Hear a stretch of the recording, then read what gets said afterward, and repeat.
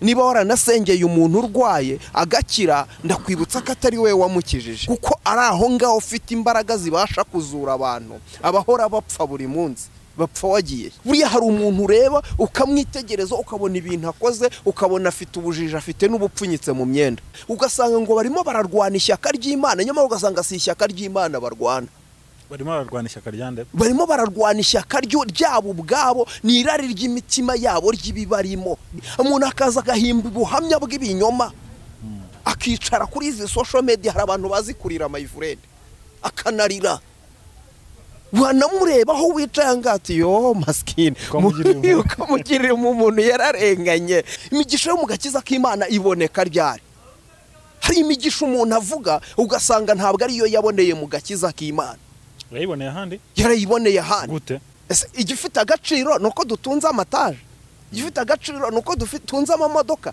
ho igifite agaciro nuko ufite Yesu umuntu akivuga akaza akagera ahanga akaza akanagera no mu byaryamira akaza akagera no mu rugo n'umugore uko baryama neza neza kabivuga ibintu akabimanuka kabirondora kuko ijambo ry'Imana ryarashize hari ibyo ureba ugasanga birababaje rimwe na rimwe ugasanga biranasekeje ugasanga benshi barabikunda kugira ngo biruhurire mu mutwe ariko atari uko babikunze iyi hari bene data namaze gukarasa muri ntuza y'abakomediye ku buryo mubona nkavuga nti hano ngiye guseka tu twagize insesezi ziraza zirasesera zinjira muri ibi bintu ko tubona abapasiteri bene data bakoze Imana mu rwanira imbere ya kamera nkaba ntarabona abasinzi baje mu kiganiro ngo bakirwaniremo nongeye kugusuza kandi gushimira kuba ugarutse kuba natwe ku ISEZERANO TV ni by'agaciro gakomeye cyane kuba wongeye gufungura iki kiganiro ugiye kureba ibyo twaguteguriye aho waba uri hose twishimira kubana nawe uyu munsi kuri kamera nkuko mubibona turi kumwe na Pasiteri Emma twishimiye kongera kubana nawe ku ISEZERANO TV murakoze cyane amakuru y'iminsi amakuru meza ndashima Imana murimo w'Imana uragenda murimo w'Imana uragenda turashima Imana urabona ko korona irimo iragenda igabanuka igenda itanga agahenge ariko bigaturuka ku kuba no gufashwa n'Imana Imana ibanye natwe cyane cyane yuko imbaraga ubushake no gusenga birimo urabona ko hari icyo birimo bigenda rero birimo biratuma umurimo w'Imana ubasha kugenda neza ese ivuga butumwa muri korona ntago byagenze nkuko mubyifuza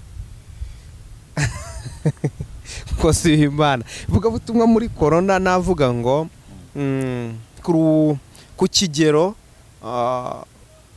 kiringaniye ryagenze nkuko twashaka kurikora ariko ntabwo ryagenze nkuko turyifuza kuko urumva muri korona icyo byadusabaga ubundi umwungeri bivuze kuba mu ntama ariko none iyo umwungeri atari mu ntama atabashije kubona intama ni ukuvuga ngo byadusabaga yuko dukoresha telefone ukabasha guhamagara umukristo ukabasha kumwohereza ijambo ry'Imana ukabasha gukoresha WhatsApp cyangwa se tukabasha gukoresha YouTube tukaza nk'ahanga tukabasha kuvuga ubutumwa iyo ugiye kureba rero ku ruhande rumwe wenda navuga kuguhamagara umukristo n'umukristo byatanze umusaruro ariko iyo ugiye kureba nawe utirengagije aho twagombaga kugera ku bantu benshi icyarimwe ntabwo byashobokaga ariko naho byashobotse shitani navuga ngo yagiye atuvangira kubera iki nk'iyo witegereje nawe utigirije nkana aho twagombaga kugera ku bantu benshi ni kuri izi social media kuri izi channel ahangaha niho twagombaga kugera ku bantu benshi ariko ahangaha niho twagombaga kuvugira ubutumwa ndagira ngo mbivuge muri rusange wenda n'abakozi b'Imana bagenzi banjye babirebe ntaraza kureba yuko umusaruro twagombaga gutanga atariho twatanze kubera iki hari ikintu niba nabyita ngo ni umudayimoni niba nabyita ngo ni umuzimu uba kuri izi ntebe cyangwa se imbere y'izi kamera zanyu hari uburyo umuntu yahageze ibyo yari niba wenda ari mwe banyamakuru mubigiramo uruhare mukabasha kwempoza abantu ibintu uburyo umuntu aturuka mu rugo aje kwivugira Imana noneho yakwicara kuri izi ntebe imbere ya kamera ugasanga topic yaragiye kuvuga irahindutse ugasanga okay turaza kubigarukaho neza ntacyo reka wenda twari tukiri mu kureba uko ivuga ubutumwa ryagenze ahubwo icyo nacyo kiraza kwiyongera mu byo twateguye wenda kuza kuganira uyu munsi wenda insengero ntago zazifunze ariko uyu munsi hari insengero zifunguye yego iyo urebye noneho uko amaterana ari kugenda abantu be noneho mwemerewe guhura n'intama twemerewe guhura n'intama ese nabwo haracyarimo ikibazo cyangwa birahagije ikibazo kiracyarimo kuko urumva twemerewe guhura n'intama ariko nanone muri kwa guhura n'intama haracyarimo imbogamizi urumva intama ni 30% twakira nabyo turabishimira Imana ariko nanone ntabwo biragera ku kigero nk'icyo twagakwiriye kuba twifuza kuko urumva ubundi guhura n'intama ikintu cya mbere covid ubona yazanye mu bantu ni ikintu bita kugabanya urukundo mu bantu ni ukuvuga ngo burya abakristo ikintu gikunda kubafasha cyane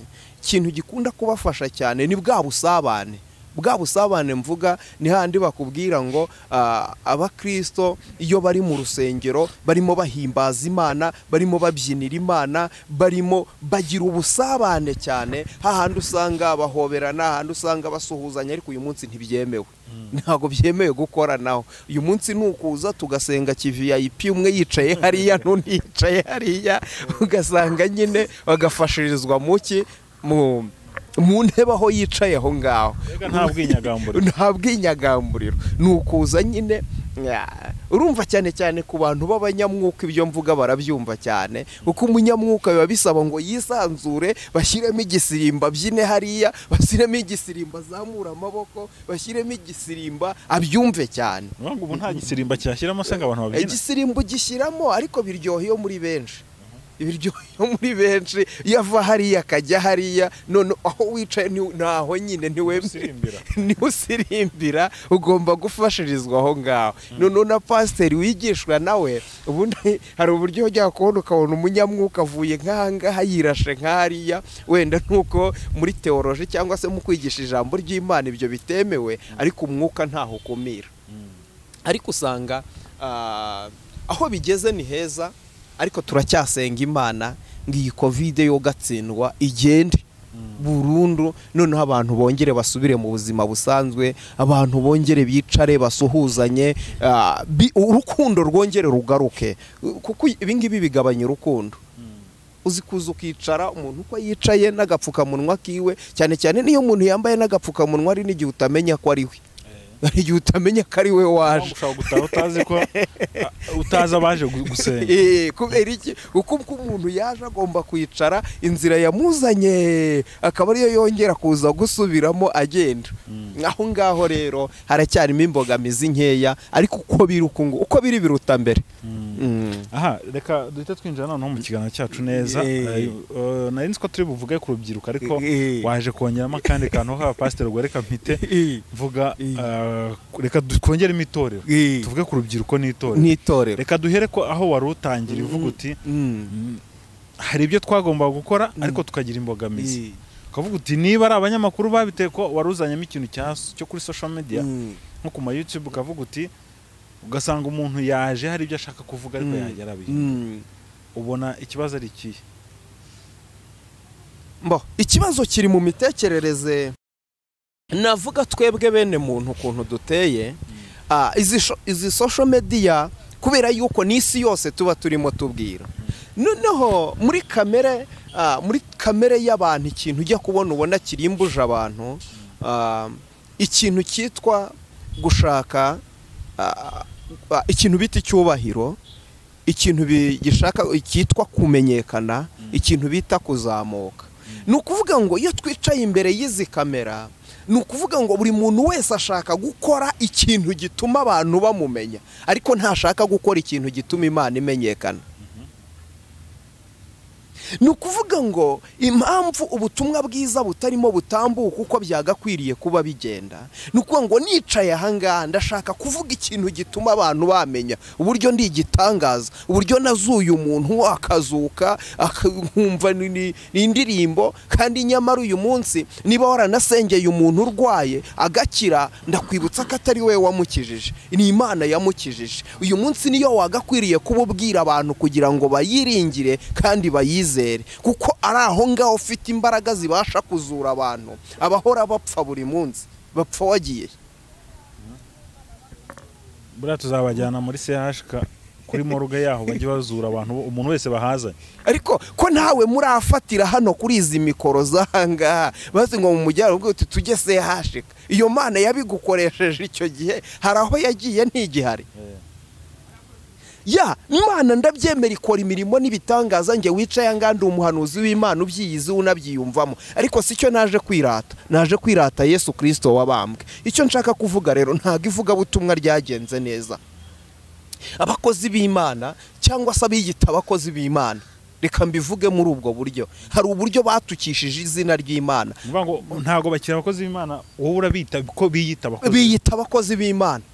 Kubera yuko uyu munsi niba uyu muntu ashobora kuza akamara isaha avuga ibigwi bye, avuga iby'Imana avuga ngo urareba ngo ngiye ngo nazuye umuntu, ngo ngiyewe ngo urareba ngo narazamutse ngo ndagenda ngo ndya amafiriti ngo ndya n'ibiki, ibintu bidusanga bidafite akamara isaha ngaha. Ariko uyu munsi cyangwa se ugasanga abantu bamaze isaha hano barimo batonganira imbere ya kamera. Uyu munsi ndakwibutsa yuko turi abakozi b'Imana bagabura ibyayo. Bibiliya iravuga ngo duhore dukenyeye kandi amatabaza yacu ahore yaka. Birakwiriye yuko twebwe tururumuri. Uyu munsi ninza ngatonganira hano imbere ya kamera, ntabwo uyu munsi ndabaneza imbuto, kuko icyo dusabwa ni ukwera imbuto, kuko Yesu adusaba kwera imbuto kandi nyinshi. Kuko uyu munsi birashoboka ko namanura n'umuriro ukava mu ijuru ukaza ukikubita hasi, ariko ubu Yesu Kristo aramaza ngo ese tubwire tuzabwirwa n'icyo abakozi b'Imana b'ukuri. Uyu munsi kugira ngo tumenye umuntu w'ukuri ni ukumumenyera ku mbuto yera. None wayi kuki abasinzi barimo baraturusha imbuto? Niko bimeze se? None se uyu munsi wa none hari abasinzi kuri social media wari wabona bicara mu kiganiro bakakirwaniramo?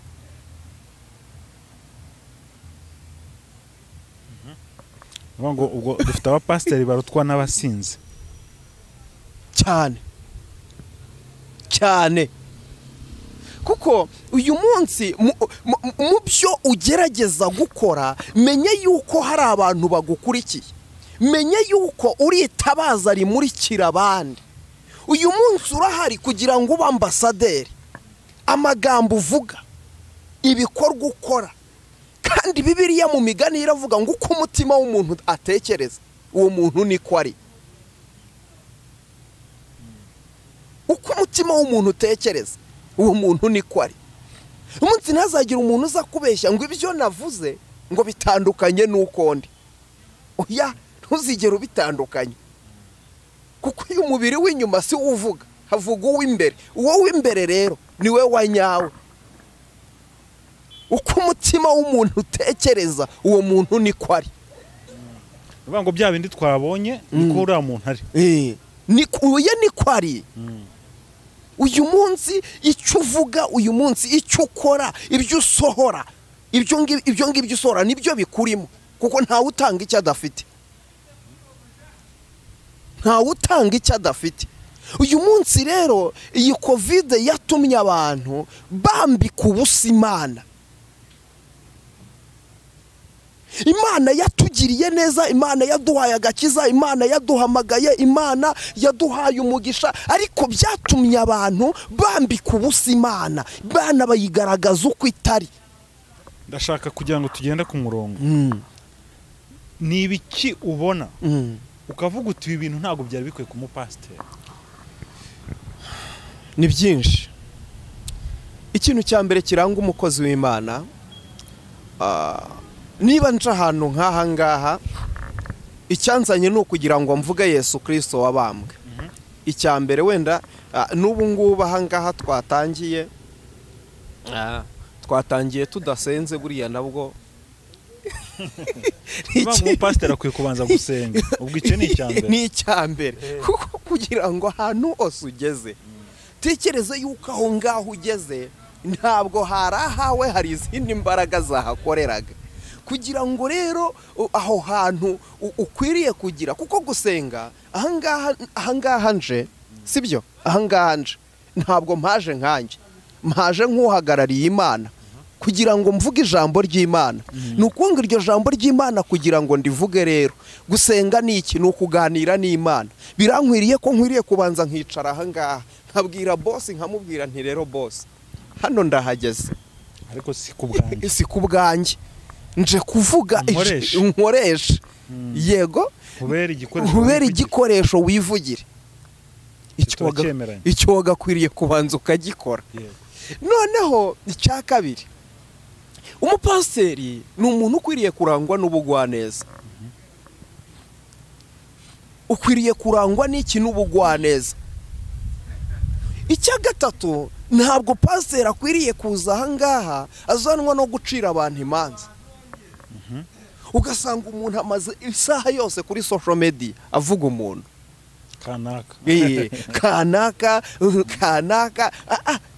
ibyo bintu ni iby'iki? Kubera iki abantu bashaka guhangana baretse umwuka akarwana? sibyo? Dufite Imana iturwanirira. Uyu munsi birashoboka ko naba naraguye, umuntu wese wambaye uyu mubiri yago, ahubwo ikibazo umufashije gute muri uko kugwa kwiwe? Icyo umufashije ni ukuza kumunaga mu rwobo, uramuhambye uramutabye.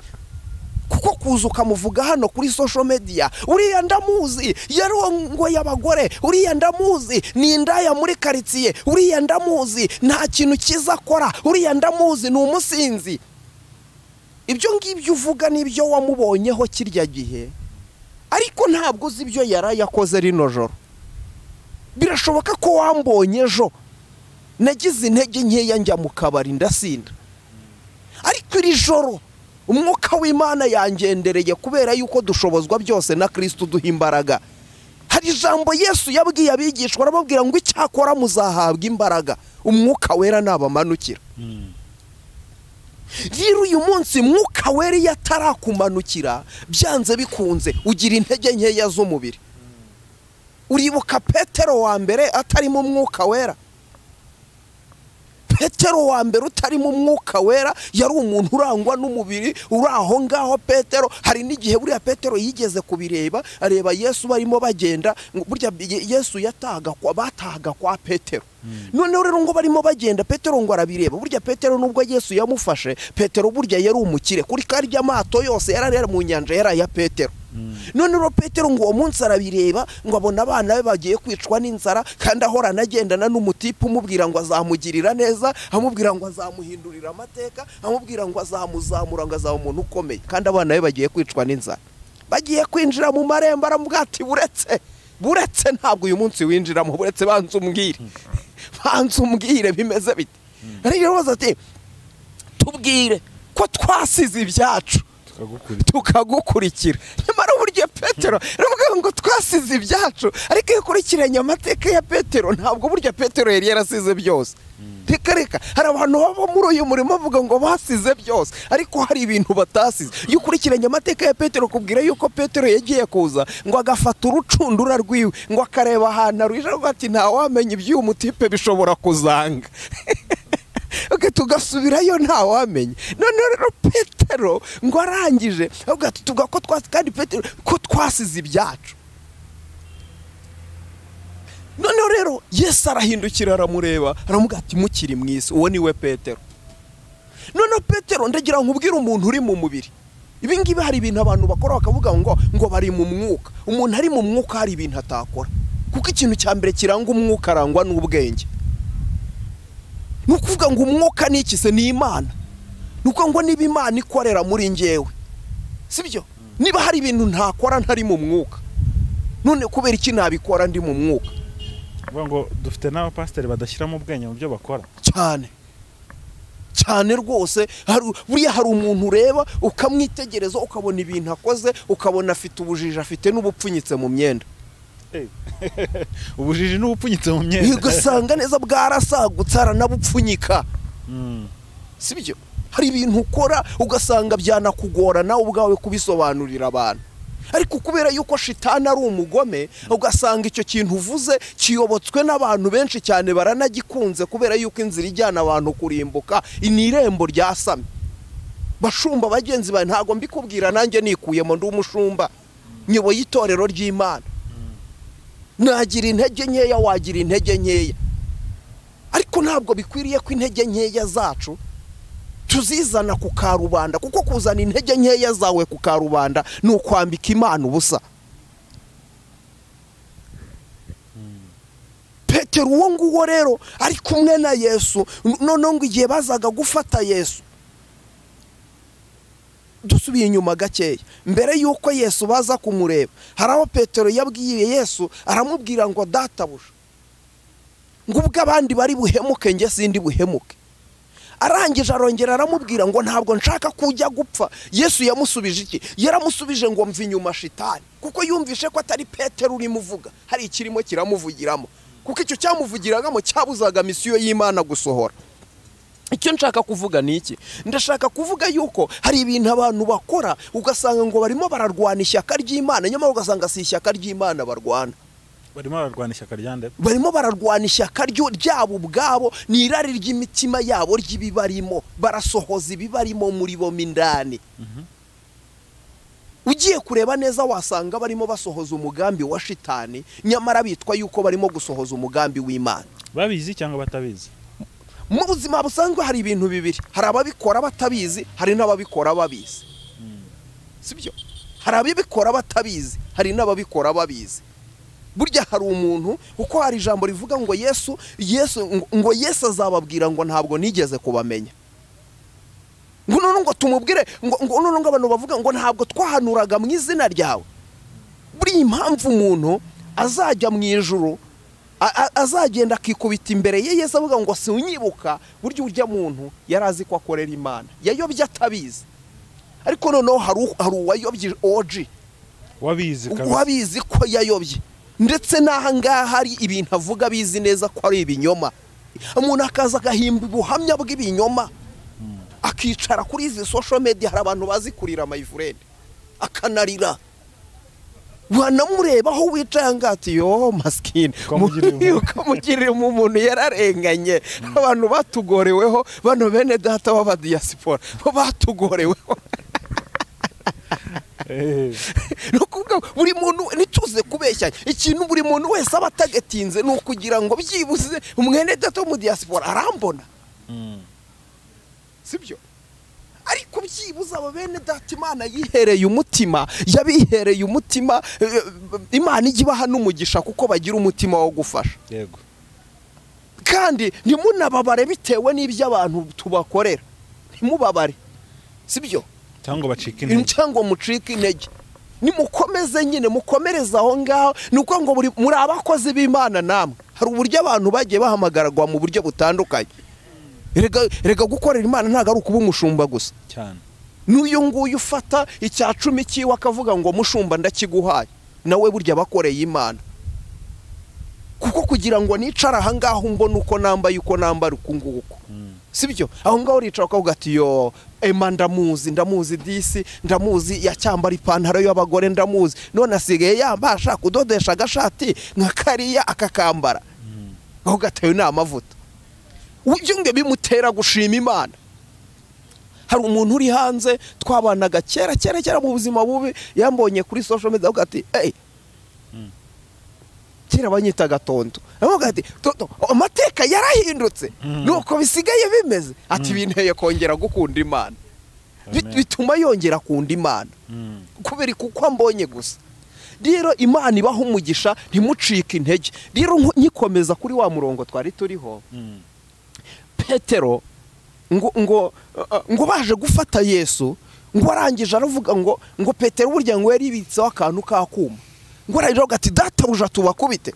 ngo abakuye icyuma mu mufuka ugutwe pa abakuyeho amaje gukuraho Yesu barabati have Petero subiza inkota yawe mu mufuka ngo Yesu ngo arazamuka wagutwa gusubizaho dore burya ikintu cyajyanye Petero ntago Petero yajyanywe n'ubwoba oya ahubwo Petero yajyanywe n'umujinya dore ikintu cyamubabaje ahubwo tumutipe ngire gutya murwanirire mfata umuntu umucugutwe aho kugira ngo amfashe dukureho kwa kabiri narangiza neza abantu ndaburize bene aka kageni urumva ndaburize bene aka kageni agufata yongera gusubiza kuri hano kunteza abantu yanitesha agaciro sibyo ibyo ngibyo bihita bitera Petero kugira gute umujinya ari vumbura aravuga ati icyo nicyo kiranga umuntu rero utari mu mwuka wera ibintu yakoraga arizo usanga biba ari ibintu bitoya mu kandi gato ukajya kure ugasanga birakariyemo ugasanga bigize intambara zuko hari umuntu uza akarakara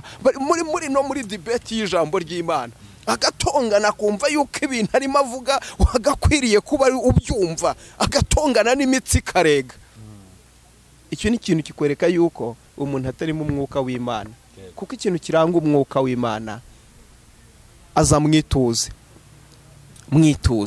rero icyo nari ndo nshaka kuvuga ndashaka kuvuga hari abantu baraho ngaho sibyo hari abantu baraho ngaho bicaye aho ngaho barangije kwangirika mu bwonko bananiwe iby'umusaraba bikorera igisa n'umusaraba ibi ngibi abantu bazana hana ngaha ntabwo ari iby'ubwami bw'Imana ubwami bw'Imana icyo Yesu yadutumye nta kindi nukuza kuko iki imigisha yo mu gakiza k'Imana haleluya imigisha yo mu gakiza k'Imana iboneka ryari hari imigisha umuntu avuga ugasanga ntabwo ari yo yaboneye mu gakiza k'Imana yarayiboneye ahandi gute none si uyu munsi imigisha umuririmbyi hari umuririmbyi uvuga ngo imigisha yo mu gakiza k'Imana kubw'ubuntu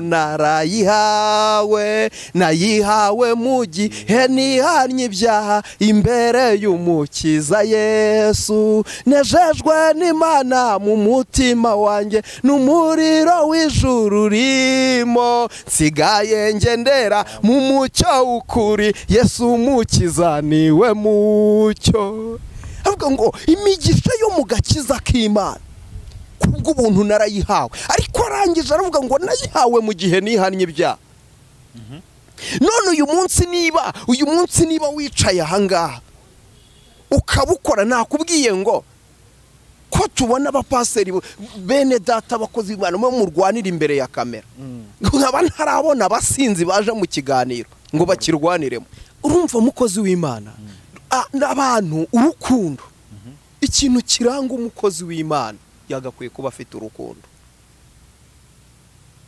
kuko uyu munsi niba ntafite urukundo simfite n'Imana no kuvuga ngo urukundo usanga rwarakonje nakubwiye ngo tugeze mu gihe umuntu avuga ngo akorera Imana ariko wareba umusinzi yari ugasanga murusha urukundo wari wahura n'umurokora anywa fanta akakubwira ngo ndasomaho oya akakubwira ngo somaho ariko uzareba abasinzi sibyo uyu munsi uzareba abasinzi hari utuntu njya mbona banywera boni tutunuza tureshya n'udukoroboye baba bafite mu ntoki gutyo ariko agahura n'umusinzi mugenzi we akamubwira atakira somaho mana akira somaho nta mutima mubi koko ubwe mbuto turimo twera nizo cyangwa sizo uyu munsi icyo kintu wagakwiye kugitegereza ugahita umenya ngo Imana umuntu akorera ni iyi yego sibyo abantu baraza aha ngaha bagatongana kubw'ibyo batunze umwe akazangwa ntacyo utunze undi ati ntacyo utunze undi ati ngo uri feke igifite agaciro nuko dutunze amataje igifite agaciro nuko dutunze amamodoka hoye igifite agaciro nuko ubufite Yesu umuntu akaza akakubwira ati reba iyi nkweto ureba aha ngaha my friend twagiye dusirimuka mu mutwe hari n'ibintu umuntu akora ukabona reba iri kote reba iyi kositimu reba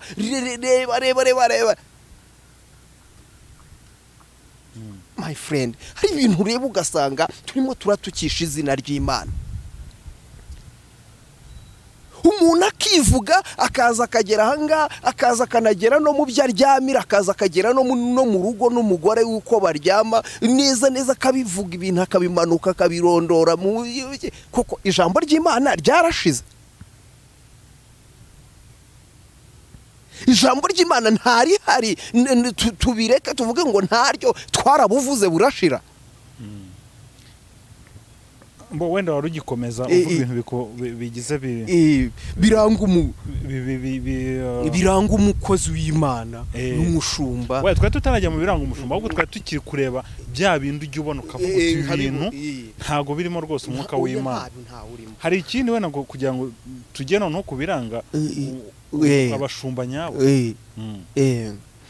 Ibyo urebye ni byinshi, ni byinshi. Ubuse wenda navuze kuba umuntu aza ahangaha akitaka akivuga ubwe agasebanya bakagira gute, ni byinshi, ni byinshi, sibyo? Ni byinshi, ariko ndagira ngo mvuge iki kintu kandi nongere ngisubiremo. Nongere ngisubiremo. Hari ikindi noneho ujya kureba ugasanga kiranababaje giteye n'umujinya. Ikihe? Sibyo? Ushonge ubushize nakivuzeho gatoya, ariko reka nongere ngisubiremo. Yego. Nta mwanya mfite, nta n'agaciro bifite, sibyo? Nko kuza ngo niyicarane ugasanga umuntu araje umupfumu yicaye aha nawe wicaye aha. Ntago bikwiye? Ntabwo negosiye n'abadayimoni. Negosiye n'abadayimoni ze hari inama tujya. Ntabwo negosiye n'abadayimoni, ntacyo tuvugana. Nagerageza ibyo agerageza, nanjye ndamukubitira mu mwuka. Yego. Imana yacu ni umwuka, dusengera mu mwuka. Imana irashoboye, ni inyembaraga. Turaza kwicara muri debate kugira ngo bigende bite. Ubutumwa ni ubuhe? Ubutumwa icyo mvuga abakozi b'Imana, mwibuke indangagaciro zanyu. Kandi ugasanga uyu munsi se ubundi bava ahangaha bitanze ikihe gisubizo uretse gutukisha izina ry'Imana? Ujye bitoba ubutumwa bwiza bw'Imana, ugasanga uremera ubutumwa bwiza bw'Imana, mupfuma rikemera Bibiliya y'Imana akayifata yarangiza akajya no gupfumaguza. Ubutumwa ndimo ntange cyo mvuga, mwibuke guhamagarwa kwa Bibiliya irambwira ngo ku musozi Karumeli Eliya hamagara abapfuma, atariko ibyo bintu byanyu mwigize sha. Nje nimpamagara nje ntabwo nzaza nje kudibetinga nawe. Garagaza imbaraga zawe nanjye ngaragaza izanjye. Uye nta n'ibindi byinshi tuvugana ngo urareba ngo urumva ngo ibyo nkora ngo ibyo uramazo birakureba. Uri umukozi wa Sekibi, ndi umukozi w'Imana. Nta kiduhuza ntituzigera tunahuza. Igihari ubutumwa ntanga n'ubu ngubu. Uwo ngo yagakwiye gukubitirwa mu mwuka, gakubitwa mu izina rya Yesu Kristo. Niba wamvuze ngo muze mwicara hanga, kora nk'uko Eliya yakoze. Nibizo mbaraga utazifite, ceceka. Niba utaje kwerekana ko Imana yawe hari icyo yakora ko niba hari n'ubutaje kwerekana ko hari Imana yawe hari icyo yakora, ceceka uri nk'abandi bose. Sibyo se? Uye niko kuri. Ariko ibintu byo kuza hano ngo muje kuganira n'imishyikirano se? Hari imishyikirano ahanga tugirana n'abapfumu. Mupfumu muri hasi, muri abakozi ba Sekibi, tuzabakubitira mu mwuka, tubakubitisha ijambo, nta negosiya, ntabyo ntabihari. Pastor, wari wavuze ko abantu akenshi nago hari igihe ngo baza bafite ibyo baje kuvuga ngo ariko ngo bakwicara aha ngo bikaba byahinduka. Uriya muntu mu by'ukuri abaza afite ubutumwa, uremera zakaba aza afite ubundi butumwa yahagera bigahinduka, cyangwa ntabwo aba afite ahubwo abakirimo kwishakisha? Ntabwo ndi buze kwinjira mu buzima bwo guca imanza, kuko icyo aba yaturutse mu rugo atekereza ntabwo nkizi.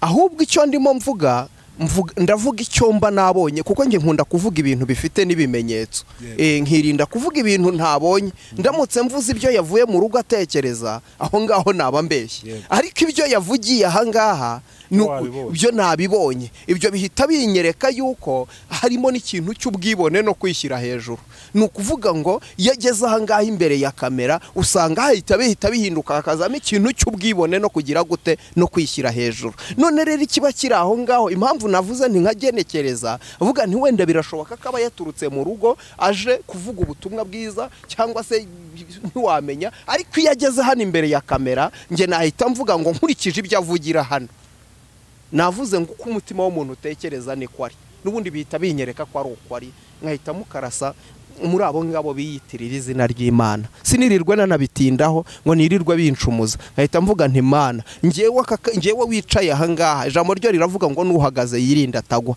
erega buri muntu wese yagwa nshuti yanjye buri muntu wese yasubira inyuma niyo mpamvu iyo mbivuga mba mbikubwira nanjye nibwira kubera yuko nanjye hari aho niyiziho imbaraga hari naho niyiziho imbaraga nkeya kuko buri muntu wese agira imbaraga akagira n'imbaraga nkeya anyway rero icyo nshaka kuvuga ariko izo mbaraga nkeya zawe wagakwiye kuzimenya wowe n'Imana yawe mwembi babiri utagakwiriye kubutuma babatoya babimenya kuko Yesu yaravuze ngo aho kugira ngo uzagushe umwe muri aba batoya icyiza nuko wahambirirwa urusyo mu ijosi nuko nguko byagakwiriye kuba bimera mu buzima busanzwe jurinda ikintu cya mbere ukwiriye kurinda rinda amavuta icya kabiri rinda ubuhamya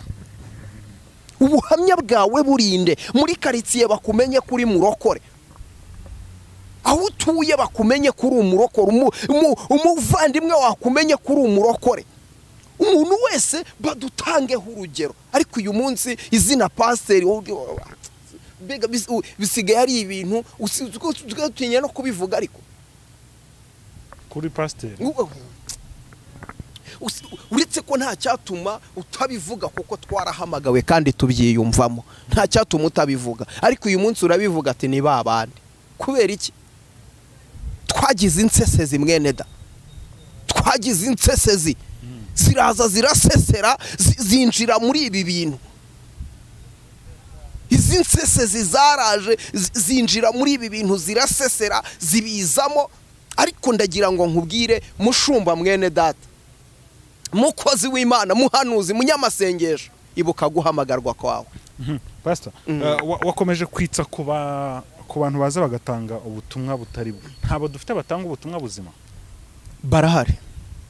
barahari ariko iyo ugiye kureba la majorite namwe murabizi namwe ahangaha iyo ugiye kureba buriya ninza kuvuga dukoma urusyo dukome n'ingasire namwe banyamakuru ntago muri abana beza abantu mufite zino cano cyane cyane namwe n'abafite izi cano za gospel nabo reka mbavugeho naho ngaruke mbanenge uyu munsi namwe bitewe no kugira ngo mushake uburyo ubusereka nkubaze nta muntu urazana hano kuri cano akaza akavuga ubutumwa urumva buzima kandi bwubaka ukabwitegereza ukabureba kazinza kubishyira kuri cano ndashya tu kubera iki kuko nta kintu kirimo se kubera yuko uri murabireba ukabyitegereza ukabona ko abantu baza kubireba ntabwo views ziri buze kuza kubera yavuze ashyiramo ibintu ariko ntiyashyiramo ikintu cyo gutwika ni ukuvuga ngo mu bintu bituma ubutumwa bwiza butaboneka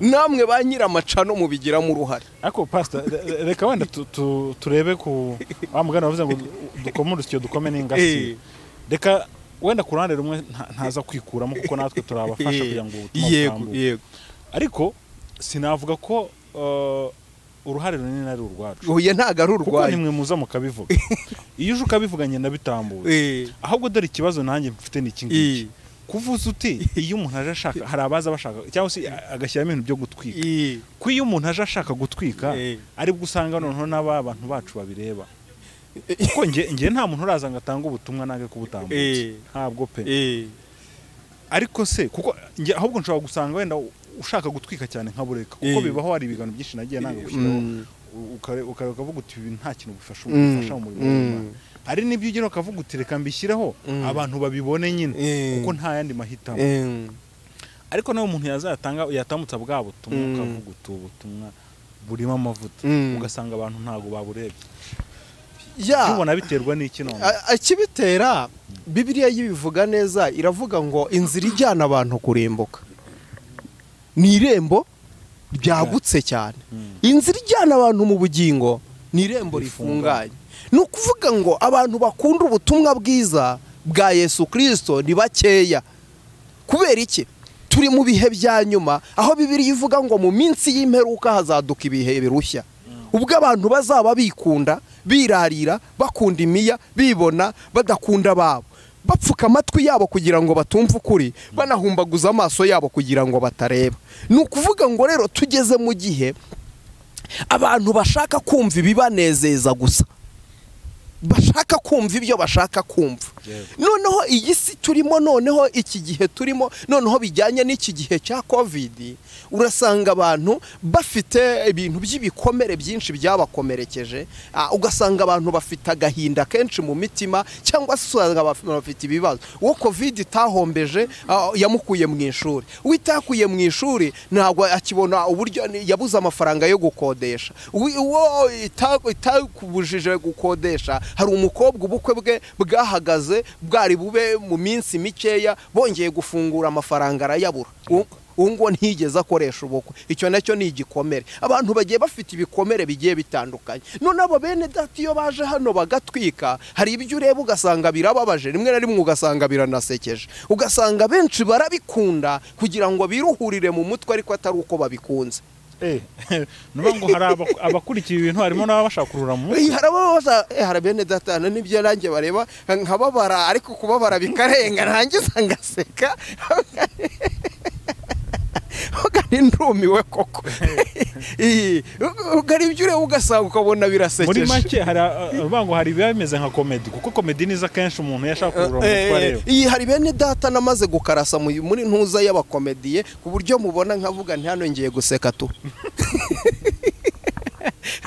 ntabwo ngiye kumva ibyo yavuze kuko byubaka aho yangiye kwisekera hari bene data rwose bavuga ngo nabashumba ariko namaze kubashyira ahantu ndavuga nti bano nabakomediye baraho ariko ntibidakuyeho ko hari abakozi b'Imana Imana ibaha umugisha barimo bakora ibintu byiza byubaka sosiyete nyarwanda barahari pe barahari kuko nk'igiye kureba nk'umugabo w'Imana Imana ijye imuha umugisha Antoine Rutayisire ubona ko umurimo ukomeye cyane kuri social media hari n'abandi benshi bagiye bakora umurimo ukomeye cyane ntago nagiye nkunda kuvuga amazina ariko uyu mugabo Antoine arimo arakora umurimo ukomeye kuri social media Imana imuha umugisha kuko ibintu avuga byubaka sosiyete nyarwanda byubaka itorero ugasanga kandi buri muntu wese akabyibonamo n'umwangirikani ariko buri muntu wese agira gute abyibonamo riri Imana ijye imuha umugisha kandi mukomereza amaboko barahari ariko nanone mbega barahari nose pastor icyo nangiye kukuvuga nubwo twaturimo tubiseka bugutera hari abashumba namaze gukarasa mu rwego rw'abakomeye ntago bibabaje kuba hari abantu babashumba dushobora kuvuga ngo bari mu rwego rw'abakomedi ntago bibabaje ahubwo biteye n'agahinda kuko Imana yapfushije ihagaritse hari abantu bapfuye bahagaze kuko iyo uri umushumba uri umukozi w'Imana ugabura iby'Imana ariko ndagira ngo mbabwire ntabwo bizatinda iherezo ryabo riri bugufi buri muntu wese yumve ko iherezo ryabo riri bugufi nubwo twatangiye tuvuga ngo itorero ryagize ibibazo ariko ndagira ngo mvuge n'iki kintu Imana yarakimbwiye iki kintu reka nkivuge ndagira ngo mbabwire bakozi b'Imana baba bari gusenga baba batari gusenga igihe cy'Imana kigiye kuza itorero ry'Imana rigiye kongera rigira umugisha hagiye kongera haba ububyutse bwa bundi budasanzwe buri muntu wese yitegure ko ububyutse bugiye kuza mbivugira ahangaha ububyutse bugiye kuza ariko nkundire ndimo nsoza iri jambo ndisome ndibwira aba bene data nta kibazo nsoza pe nkundira ndibwira aba bene data Ezekiyeli muri Ezekiyeli nkundire ndivuge kuko nkunda kuvuga ibintu. Ezekiyeli 17:18 ndabibutsa abashumba mwibuke ndahiro mwibuke guhamagarwa Imana ibagirire neza. 17:18 Ezekiyeli bica 17 umurongo wa 18 haravuga ngo yasuzuguye indahiro yica n'isezerano ndetse yari yaramanitse ukuboko kwe arahira ariko arengaho arabikora byose ntabwo azarokoka. 19 nicyo gituma umwami w'Iteka avuga ati ndirahiriye ni ukuri ndahiro yanjye yasuzuguye n'isezerano ryanjye yishe nzabigereka ku mutwe we. Bene data abakozi b'Imana ndabikubwira nanjye nibwira mwakire neza ijambo ry'Imana. Niriyo abakozi b'Imana twishimiye Imana. Yasuzuguye indahiro barimo barasuzugura indahiro bagakora ibidakorwa ariko ndabasaba nimugaruke igihe cy'Imana kigiye kuza. Bano bose ureba umuntu wese uzi ko yakoze ibidakorwa akanyura hanga agakora ibintu bitari bikwiriye gukorwa igihe cyo kwisubiraho ni iki ngiki. Ariko nutisubiraho Yesu araje kandi azaza ntabwo azatinda kandi ukuri kw'Imana ko kuzahora ari ukuri kw'Imana kandi ntibizabuza umwami Imana kuza ko azaza. Mana rero bampera umugisha. Pasiteri reka ngushimira ariko turimo tunagana ku musozo reka use n'utanga inama. Hari ubutumwa gitanga ariko dutanga inama vuga uti ibintu mbona byakemuka gutya. Ibi bintu uburyo numva byakemuka gusa ku ruhande rumwe wenda nka mukozi w'Imana hano ku ISEZERANO TV wowe Imana ijye guha umugisha. Mbona benshi nkorana na benshi mvugana na benshi ariko uragerageza Imana guha umugisha. Gukemuka kwa mbere nibihere kuri izi cano ba nyiraya macano bafite cano za gospel bubwabo nibabanze bumve umuhamagaro wabo sibyo. Umuhamagaro wabo babanze bawumve kuko uyu munsi birashoboka nta hantu hashoboka Imana itaguhera umugisha. Yego abavuga ubutumwa bwiza burimo amavuta bwubaka imitima ya benshi bugahumuriza imitima y'ababireba ni bakeya pe ni bakeya bari hafi ya ntabo ariko nyine iyo hajemo akantu ko gutwika barabireba bikazamuka. Ariko ikintu navuga Imana itanga umugisha mu buryo bumwe cyangwa ubundi. Ndagira ngo mbabwire mpereye kuri ba nyiramacano mugerageze namwe abo bantu mugerageze kubakumira. Umuntu naza akavuga ibintu biri bizarre gusa hari ibintu ubona umuntu atagakwiriye gucisha kuri cano ya gospel. Icyo ni kimwe. Cya kabiri bakozi b'Imana nimuze muvuga imbaraga z'Imana. Nimuze muvuga imbaraga z'Imana muvuge gukomera kw'Imana muvuge ko Yesu aje mubwira abantu bihana ibyaha kuko imigisha yo mu gakiza k'Imana iboneka igihe umuntu yihannye ibyaha. Utarihana ibyaha ntacyo uzabona. Bakwirirwa bakubwira ngo ugiye kubona ibi ugiye kubona ibi ugiye kubona ibi ugiye kubona ibi ariko igihe cyose uzi kudakijijwe ntacyo nkwijeje.